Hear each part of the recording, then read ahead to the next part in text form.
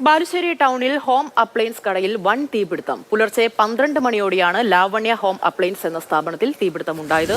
7ഓളം fire force unit എത്തി 3 മണിക്കൂർ നേരം കൊണ്ടാണ് തീ നിയന്ത്രണ വിധേയമാക്കിയത്.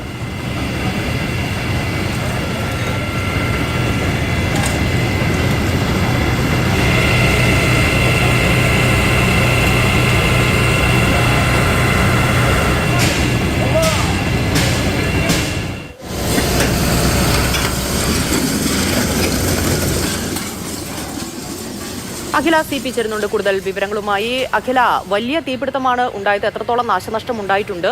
എന്താണ് ഈ തീപിടുത്തത്തിന് കാരണം?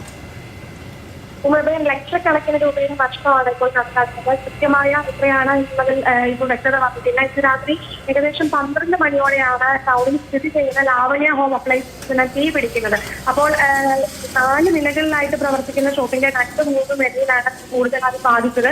പ്ലാസ്റ്റിക് ഉൽപ്പന്നങ്ങളും മറ്റു ഉൽപ്പന്നങ്ങളും ഉണ്ടായിരുന്നത് ഈ വേഗം ആളിപ്പടരുകയായിരുന്നു എന്നാണ് നമുക്ക് മനസ്സിലാക്കാൻ സാധിക്കുന്നത്. ഇങ്ങനെ തീ പിടുത്തത്തിന്റെ കാരണം എന്താണ് എന്നതിൽ ഇതുവരെ ഒരു വ്യക്തത വന്നിട്ടില്ല. പ്രധാനമായും 7ഓളം ഫയർഫോഴ്സ് യൂണിറ്റിൽ നിന്നെത്തിയാണ് 3 മണിക്കൂർ നേരത്തെ പരിശ്രമത്തിലുള്ള തീയാണ്. അതായത് അരിക്കുനി, കൊയിലാണ്ടി, പേരാമ്പ്ര, മുക്കം എന്നീ പ്രധാനപ്പെട്ട ഫയർ സ്റ്റേഷനുകളിൽ നിന്നാണ് യൂണിറ്റ് എത്തിയത്. വലിയ തീപിടുത്തമാണ്.